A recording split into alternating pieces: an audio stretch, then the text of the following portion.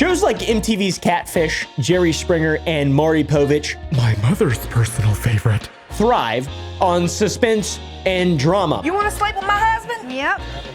You got a problem? The show we're talking about today is no different. It's called Cheaters. Shut up! What are you should bail on my family for this? For this? It is crazy. Sorry, it is crazy, guys. It's freaking crazy, like these sideburns I'm rocking right now. Press like if you want to see more sideburns and mustaches. Instead of uncovering if your partner is the real parent to your children or not, or whether or not you're being catfished online, today we're tackling a show that tackles the most devastating betrayal in a relationship: cheating. From Cheaters surveillance cameras, you are about to view actual true stories filmed live, documenting the pain of a spouse or lover caused by infidelity. This program is both dedicated to the faithful and presented to the false-hearted to encourage their renewal of temperance and virtue. And by God, I tell you what, it seems like most people cheat. Come on. Oh, great. It seems like it's a fairly normal. There's a lot of cheaters out there. And this show has been around for a long time. That's a long time this thing's been around. Is that the Sennheiser Mark 416? Just like the HK Mark 416? What are these Germans doing out here? Oh, yeah. So what exactly is Cheaters, my sweet summer child who is very naive and has never seen this terrible mid-2000s TV show that's insane? Who are these people? What are you doing? Why are these people here? Why the are you doing this? Similar to MTV Catfish, not sure if you've seen this episode we did, but Cheaters takes a look inside the lives of certain people who believe that their partner is cheating on them. Instead of catfish people, it's cheating. It's a tale as old as time. Catfishing's pretty new. This is very old. Why are you doing this? Because I called them because you were cheating on me. And it's up to the Cheaters team to find them and confront them regarding their actions. This, 9 times out of 10, leads to a very serious confrontation and a lot of juicy action. Hey now, come on. I was doing a fake breast sucking thing. You don't have to freak out about that. The show was created, or I guess it first premiered on October 2nd, 2000. That's right, the beginning of the new millennia. And it officially ended on May 17th, 2021. That is nearly a 21-year run, which is crazy. It had around 21 seasons, if you could probably guess, due to the length of time between 2000 and 2021. Each season had about 30 episodes, which means there's a lot of content out there. But if you don't watch the show, it's on Tubi. I think they list way more episodes. There's a lot of Cheaters content. It's unbelievable. She pregnant. Yeah, I'm pregnant. Yeah, with his mother child. From my findings, it seems to be single episodes chopped up into multiple different shorter bite-sized stories to create more episodes, I guess because of recuts and editing and stuff. I'm not sure. It's just like cutting room floor. There's a lot of cheaters. We observed Jermaine leaving with this female. They go to a restaurant, has something to eat. It's easy to find a lot of content on this, it seems like. The show itself has a documented step-by-step process on how they proceed with a case. They call them cases. Hi, I'm Joey Greco. Welcome to another installment of Cheaters. In this case, meet Jason Bacon. Firstly, it involves a brief interview with the person dealing with a potentially cheating partner. He don't want to sit, we don't laugh, we don't watch movies together no more. They describe what their partner was doing that led them to the conclusion as to whether or not they're cheating. Well, no, Ivan acts like he doesn't care about me or anybody else. He doesn't even take care of himself anymore. With these claims, private investigators are hired to tail the suspects to see if and where they're cheating, following them around from their workplace to their home, and so forth. And then, when there's enough evidence found by investigators, they return back to the accuser and show the evidence of what they found, which usually shows them cheating, because people cheat a lot. It's like a thing people do. Then, they go to where the suspect is, where the cheater is, and they get the partner to confront the cheater, the supposedly cheating person. It's very titillating. It is blood pumping. It's a insane, just crazy show. It's kind of funny, they do the YouTube thing. At the beginning of some episodes, they ask the viewers if they suspect any infidelity in their relationship and for them to hit up the show. It's so crazy. Just call us up today. Do you suspect infidelity? Well, then go to sour.gg and buy some sour candy. Use code CHEATER. Use code I love my wife. I'll make it right now. I love my wife. I love my wife. Code I love my wife. 20% off, can only be used 200 times. We make a new sour candy every single week. So I'm actually gonna put this in A tier. It's gonna be above sour apple, but it's not gonna be above tropical storm. And we have little guys, gummies, that in my opinion are now my favorite. All right, guys, the gummies are now my favorite thing. We have plant-based gummies. They're delicious. They're called little guys. It's so many flavors. It's such complexity. They're definitely not healthy. It's still candy. It's still a fruit snack. But like if you're working out, you're going to the gym, it's not gonna hurt. If you like a good candy, everything's fine in moderation. The ingredients are legit though. There's no dyes or flavors from artificial sources. Everything comes from natural sources. And our strips especially have a highly simplified list of ingredients because making licorice has been around for a long time. And a lot of the ingredients people put in licorice now didn't exist when that first started. So every Friday at 3 Central Standard, we launch a new flavor and you can go buy some Sour Boys Little Guys at any time. We actually have a new flavor dropping on Friday of Little Guys. Blue raspberry. You heard it here first. That is Friday the 13th at sour.gg. Use code I love my wife for 20% off. Thank you all so much for supporting the brand. That is mine. I love it.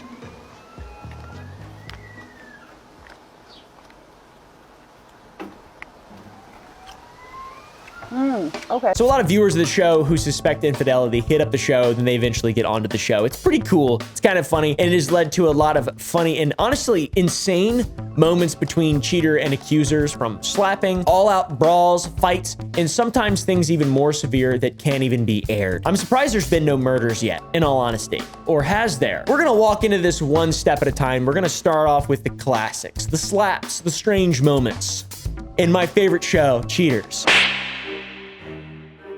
In one episode, we get a fella by the name of Jason MacArthur, a marketing manager who is on the road frequently and is suspicious of his partner, Catherine Taylor, a club promoter. Club promoter?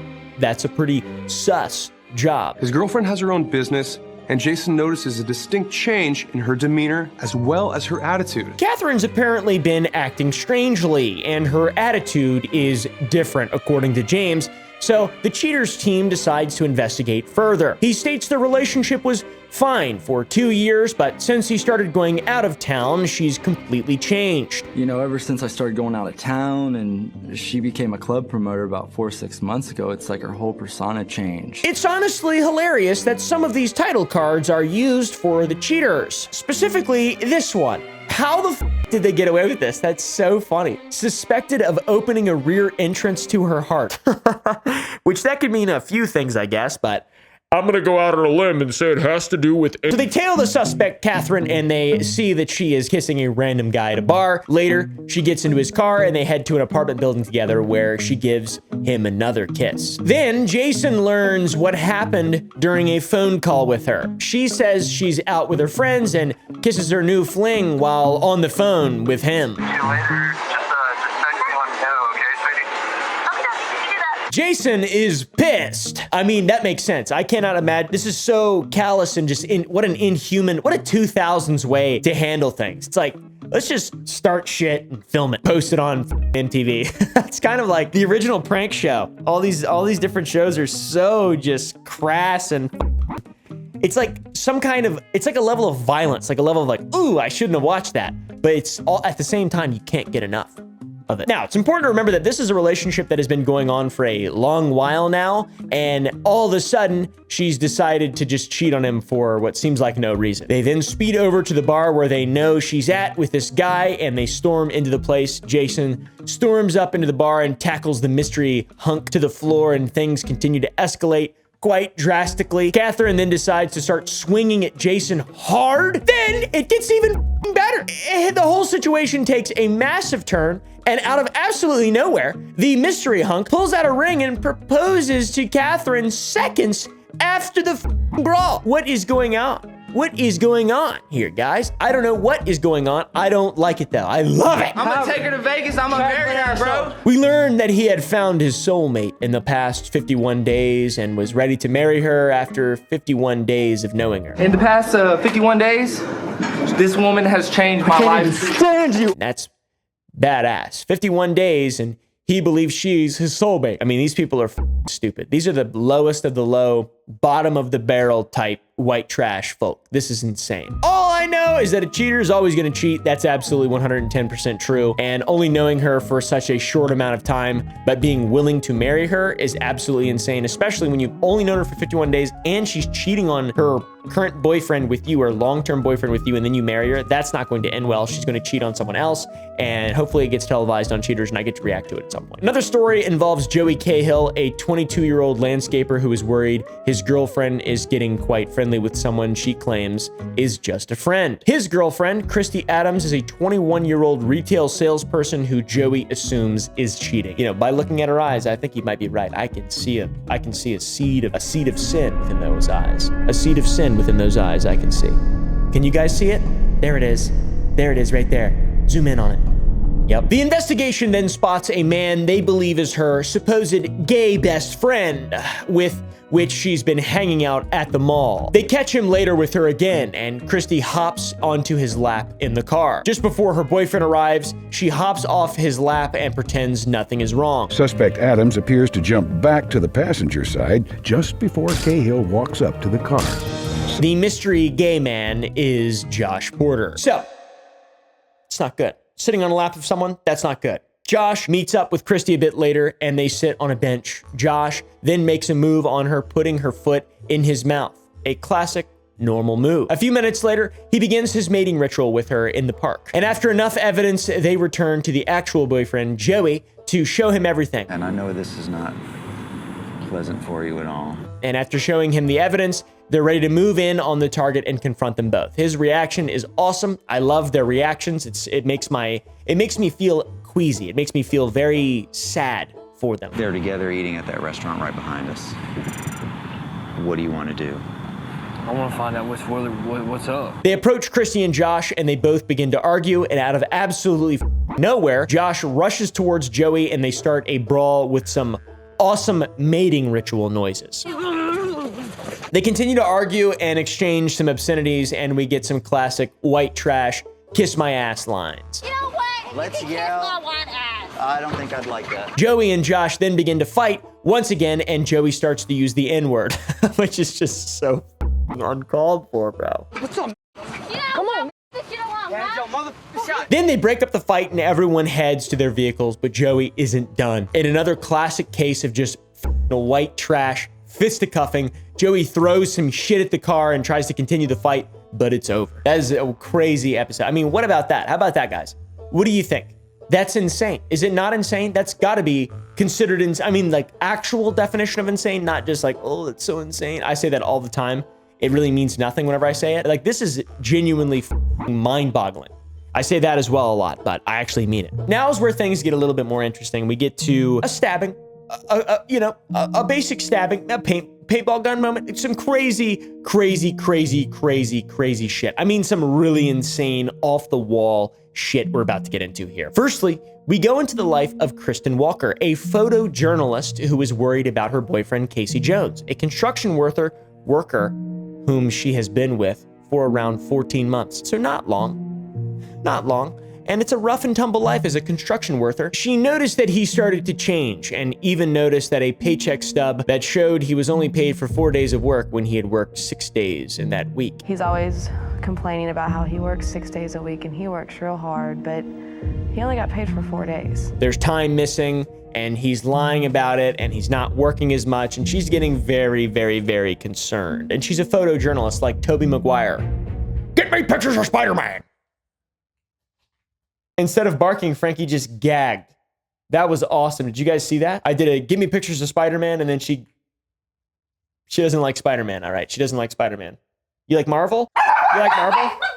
Their apparent relationship was falling apart from the start. She felt that it was relatively abusive, and she was made to do things she didn't really want to do, which sounds terrible. So this is kind of good to be able to shame this douchebag and, you know, let's get it over with. He makes me do things I don't want to do. He's rough with me. It would continue down to a spiral with the team of private investigators learning that he was indeed cheating. The PI saw this unidentified female enter and leave his house frequently. In reporting one incident, they noticed that Casey entered a bar alone and began flirting with a random girl. Then the girl's boyfriend got defensive and it ended up in a classic knock him down, set him up bar fight, a brawl where he throws him out of the bar. Then after returning home, he invites his lady friend, now known to us as Jessica Lee, to join. And the OG girlfriend even recognizes this girl as a friend of hers. Even a best friend. So it's her best friend. Then he begins to act insane, slightly pushing her around before she leaves his residence, and he continues to drink more and more. This guy's a real absolute piece of shit and abuser, it seems like. After gulping down another cold one, suspect Jones begins his top secret mission. And then this is enough for investigators to return to Kristen and show her what they had found. They show her the footage and how he's unhinged and fighting people and, you know, having random women hookups and with her best friend and stuff. Then they feel the time is right to confront him. They head inside and they find them both sleeping together, and things escalate. What the bitch? Casey is so insane, he starts pushing the host, and the host throws him back. Oh shit, they're fighting a little bit. Oh my God, this is getting insane, guys. Is it just me or is it getting hot in here? It is very hot in here, and I'm wearing a sweatshirt, but I'm really tired because I haven't drank a Dr. Pepper in 3 days. I'm having withdrawal. There's some angry yelling back and forth, and then finally Casey pulls out the big guns. And literally, I mean almost literally, he reaches into his closet and pulls a paintball gun out and starts to fire at the camera crew. They evacuate the residence, and he begins to follow them outside, rapidly firing at them with his Tippmann P-17. Hey! But it all ends with him eventually losing his residence because it wasn't in his name, and the woman losing her supposed best friend. This has to be fake. It's gotta be fake, but it's also not, though. But it's gotta be, right? It has to be fake. It's so insane. The situation is so insane, and this guy is so mentally unstable, and this is so dangerous that you would never put your life in the way of danger for some shitty reality TV show, would you? Yes! Would you? I wouldn't. This story leads us to a woman named Christine Preston, a 27-year-old student and mother who was worried about her husband possibly cheating on her to fulfill some erotic fantasies. Now, this one's worse because it's a husband and wife. That's worse. Girlfriend, boyfriend. Oh well. Husband and wife. All right. That's kind of like, you know, that's just like you're just destroying your life. Anyways, apparently this guy agreed to be monogamous when they married, which I didn't know was something you had to agree upon. That's pretty wild. But the wife is now suspicious that he's not keeping up his end of the bargain, and her evidence is that he's been refusing to go out with her, and he's been refusing to talk to his son like he used to. He didn't want to get together and go out or even see our son like he used to want to. This episode is unique because we don't learn the husband's name in the beginning, by the way. He is kept completely anonymous, and this is even shown in the case file that the show always creates. By the way, it looks like a shitty 90s video game UI. I mean, this looks terrible. What is even going on here? This is horrible. This is the worst graphic representation of a client file I've ever seen in my life. What we do know about the man, though, is that he is 30 years old, he's a married man, and he's got a son, and is a kennel assistant, whatever the that means. A kennel assistant who might be sniffing around the wrong places. The investigators set up shop outside his parents' home, which is where he's apparently been staying, and they find him going out with a mystery woman who we later learn is codenamed Mistress Tanina. She is a professional dominatrix. His female companion, who has now been identified only as Mistress Tanina, a professional dominatrix. And over the next few days of the investigation, we learned that he's lying to his wife, Christine, saying he's busy with a work thing, and that he does want to see the kid, but his work is so piled up, he can't. In reality, he's hanging out with a dominatrix, which is so... I mean, what the people are very odd. Our boy continues to hang out with Tanina, get drinks, go to bars, and even spend some alone time with her in his room. With enough evidence, investigators gather their findings and head back to Christine to show her what they'd found. So they show her all the evidence and even a shot of her husband making out with this new mistress in Catherine's truck. They're in the parking lot, and they spend a substantial amount of time in your truck making out. That's crazy. That's got my mustache wiggling. They then find out while speaking with Catherine that he is in a hotel with his mistress and they can head over there right now and confront him. And this is the lifeblood of the show, the confrontations. They pull up to the room and there's a full corridor of people. I mean, a whole team, and they bust in like the police. So they bust through the door and they find Tanina and Christine's husband on the bed while he's being spanked by the mistress. He scrambles and jumps up around the room like he's a rodent wearing a BDSM mask and underwear, and he even uses the host as support, grabbing onto his jacket and flying around the room again. What the f? This is crazy. The masked husband finally begins to speak and stay in one spot, stating that she's his therapist and she's helping him work on his intimacy issues. I learned how to work on those from my favorite movie of all time, The Love Guru. Intimacy. Into me, I see. She's helping me work on intimacy issues. What? Intimacy issues? What the enemy is just something you don't want to... He then uses a cameraman as a blockade against his wife and runs from the hotel room. Once again, like a rodent. This guy is rodent-like. I've never seen a more rodent-like human being. He's scampering down the hallway in his underwear, dodging his wife's attacks. That's so funny. That's the intimacy issue. Hold on. You know what? I am done with you.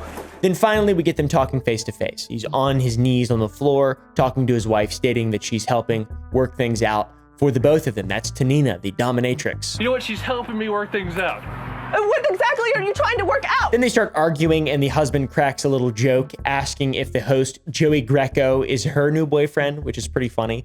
And he wears turtlenecks and leather. He's pretty cool. Well, I'm Joey Greco with Cheaters. Oh, is this your new boyfriend? You're replacing the guy that wears turtlenecks and leather? That's in bad taste. But alas, it's in bad taste. This is, of course, while he's wearing underwear and a face mask. So the husband then gets to threatening the host and telling him to shut the f up. And if he doesn't, he's going to beat the shit out of him. Basically, I'm gonna beat the out of you. Really? Yeah. You, all your security guards, yeah. He holds up his end of the bargain and begins to swing at the host, Joey Greco, and attack him. And in this incredibly rare case, it seems he actually didn't want to get caught and cares for his wife genuinely, but it's too late for that, it seems. And I'm not sure what's going on here, why he left the mask on. I guess for anonymity, they don't know his name. Did they ever find out? I don't know what's going on. This show is insane. This guy obviously has no idea what he's doing as he later mounts on top of Christine and sits on her lap. Please. If you know what's good for you, you're gonna go away. His mistress sets him straight, pulls him away so he stops embarrassing himself, and then they try to enter the hotel again. But in a crazy twist of fate, he has no pockets, so he left the key inside the room. Tanina gets angry with him and hits him. I don't have a key to that door. He begs her yet again to stay, but she's not having it, and she finally gets a shirt to wear and heads the f out. If you're seeing anything, please. Nope. Thank you. Then the husband has to get a ride separately from the camera crew where he says he's going to sue everyone and tells them they probably should have a warrant to be able to run up on him like that. You know, don't you have to have like a warrant or something? This is incredibly embarrassing. He was caught in the act. He begged her like a child and then turned around and said that he paid for $150 for therapy with his mistress therapy. That's genius. He kind of a little bit looks like Adam Driver in a few scenes. It's really funny. I feel like that's probably Adam Driver in that little gimp mask. Now we get on to the juiciest thing that has ever happened in the history of Cheaters. The host, Joey Greco, was stabbed. What's happening is the blood is making your lung collapse. I'd say this episode is the craziest one of the entire show's running and probably a major reason why the show lasted for as long as it did, because it's just, you know, this new level of entertainment. In this episode, the host, Joey Greco, gets to experience probably the most insane cheater of his career. Joey, all right? Just bleeding. We start by learning that Renee Trudgett, a 21-year-old data entry clerk, worries that her boyfriend may or may not be cheating on her. She thinks he may. They did everything together, movies, events, you know. Then suddenly the relationship seemed to be falling apart when she got pregnant, which, you know, a lot of guys get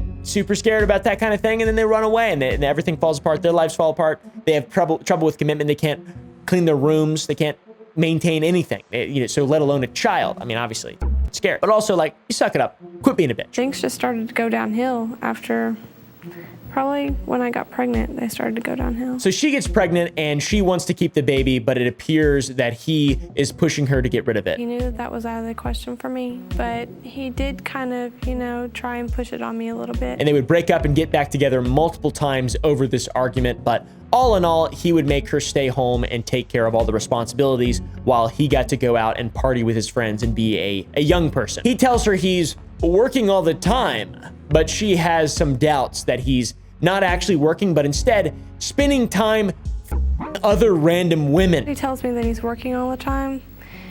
It makes me want to believe him, but I just have, I guess, a woman's intuition. And since it's on the show Cheaters, well, I'm starting to get the idea that that might be the case. Now we turn our attention to the Tark, another identity hidden character, but it is obviously the boyfriend of our main person, our protagonist. This is the antagonist. Yeah, that's right. I guess that makes sense. Trailing the man, they find him stopping at an unknown address and picking up an unknown woman, where then they travel to a restaurant to eat. After they finish, they watch them exit and make out in the grass, and the next few days, he goes dark. With the case heating up, investigators remain alert and prepare for further signs of trouble.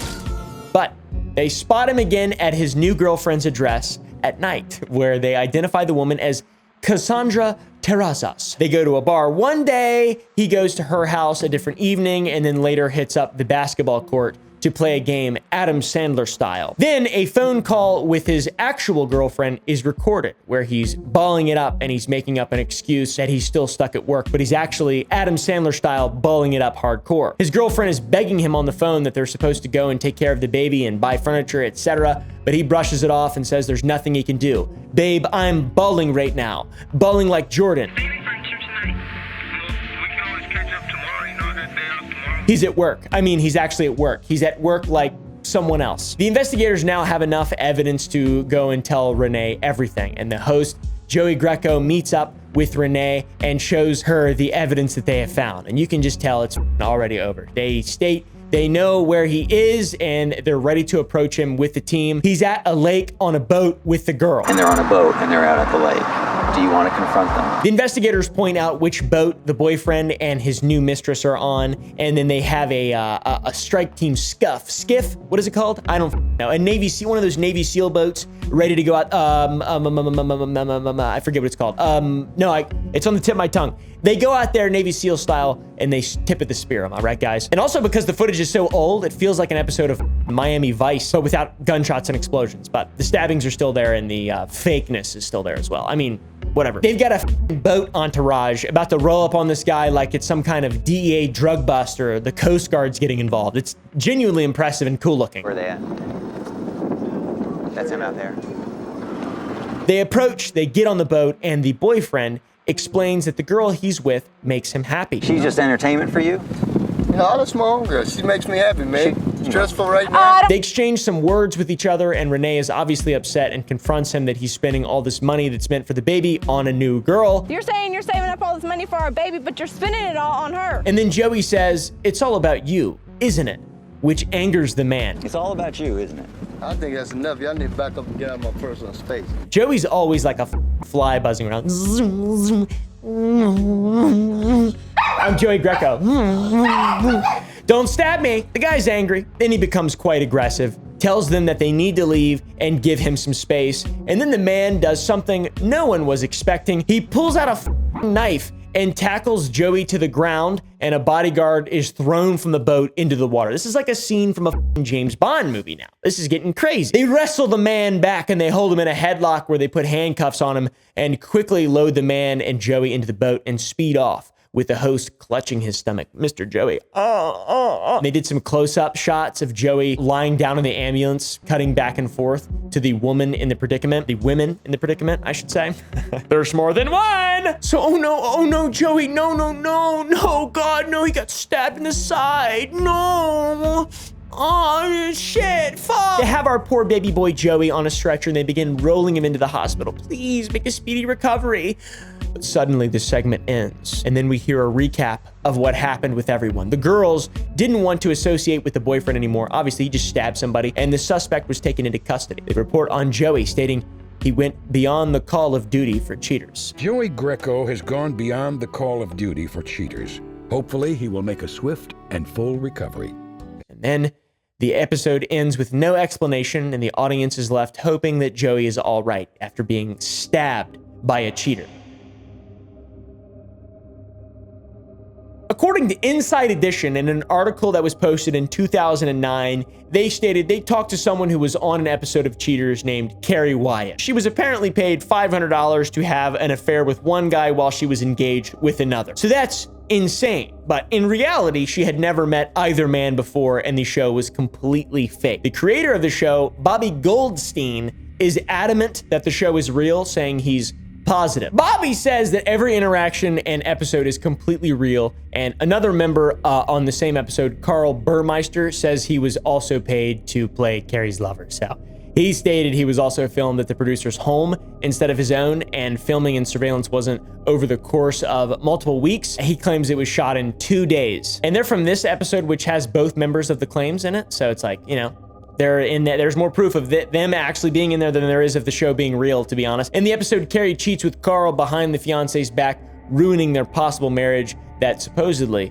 didn't even exist. So that's okay evidence, but the hard hitter of evidence is about Joey Greco being stabbed. Cassandra, the homewrecker from that episode, stated that she was paid $350 to pretend to be the woman who was homewrecking Renee and her baby daddy. That's so unbelievable. She said that they just rented a boat for them to confront them on and to act like they were out fishing and sunbathing. Then, when Joey Greco was stabbed, that was all a farce as well. The blood was fake, the ambulance was rented, and the Rowlett Police Department says there were no arrests during that time. So that's really embarrassing. Cassandra stated that she was 100% sure he was not harmed in any way. And he didn't look, dude, being stabbed has gotta be terrible.